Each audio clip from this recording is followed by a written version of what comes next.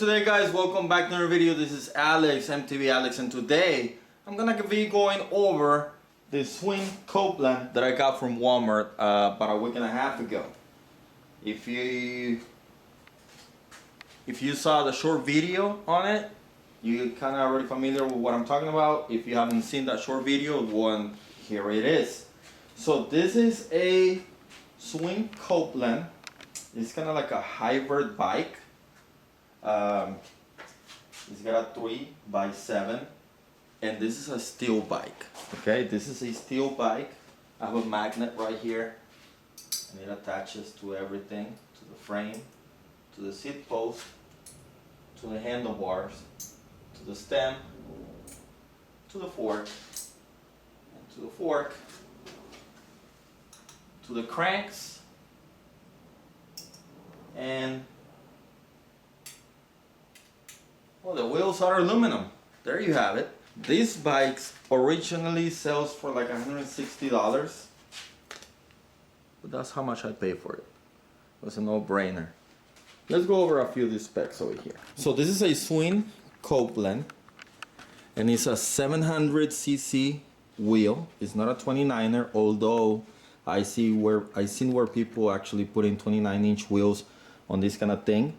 Now this is a steel fork, coil fork, with no rebound, no adjustments, nothing like that. It's just a plain old simple fork, and it seems like it's a 60mm, something like that.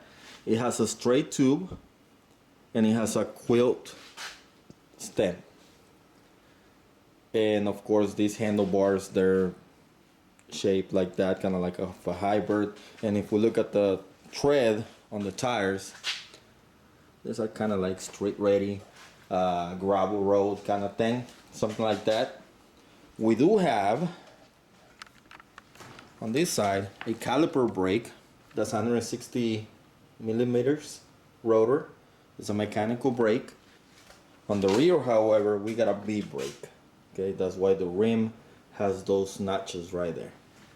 And seat with the blue stitching. I actually like the blue matte finish on this thing. And if we look at the welds, they're not bad for this price range. It's an excellent deal. Now we do have 3 chain rings, however they're riveted, and the crank arms, I haven't even seen if they look like 175mm. We have nylon, well actually plastic. These are like really thin. They're Schwinn branded. And we have a Shimano flat face derailleur at the rear with a 7-speed freewheel. Of course, bolted studs on the front and the rear as well. We have twist shifters with no brand. I don't see any branding in these things. They're 7-speed for the rear, and then high, medium, low for the rear, for the front. Mechanical brakes, and the Schwinn branded grips right there. Now overall, of course, you're backed up with a lifetime limited warranty on this kind of thing, and we have a derailleur at the front, and I don't see any branding on that. Now out of the box, well, it's not out of the box, it was already assembled. All I had to do was put in some air, and I haven't actually ridden it. I haven't actually ridden it, so I don't know if it's gonna be shifting properly or not. We're probably gonna do a trail review on this, kinda, whatever we can, because I don't think this is a trail capable bike. Now one thing I don't like is these handlebars, the quilt stem and all that, because if you look over here, we actually have, well, if you can see them, 2 bolts only.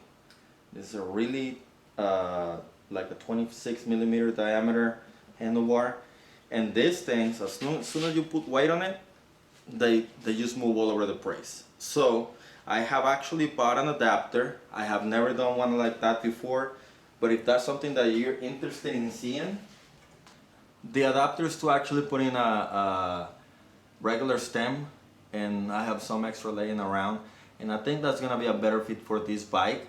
Now, one thing that I'm concerned, and maybe you guys can help me over here. This right here seems to be a 1-inch threaded fork. Okay, and I know there's conversions on there that you can put in like a regular 1 1/8 straight tube threadless forking this thing. However, I don't know exactly what adapters I need. I've been trying to research, but I haven't been able to find anything. So if any of you know or has done something like that before, please leave them down in the comments below. Let me know what kind of headset I need to purchase to do a conversion like that, and I'll be happy to do something like that, especially if you guys want to see that. Let me know if you want to see this happening. Other than that, this bike is not for me. I bought it for somebody else, but I don't want to give them something just like that.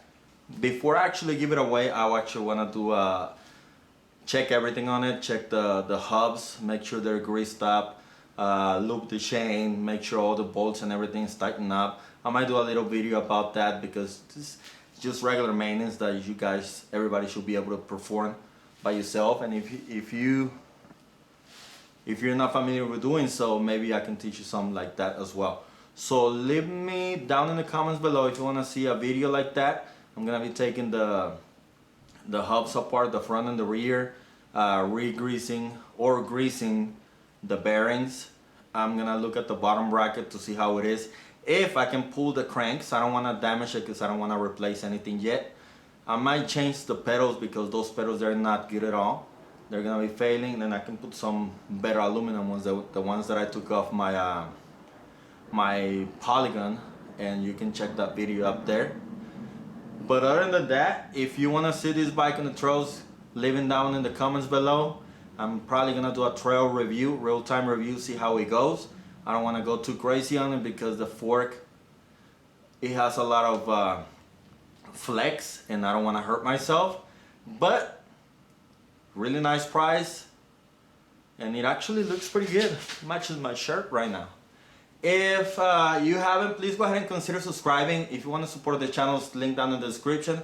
Other than that, that is it for this one, guys, and I'll see you on the trails. Goodbye.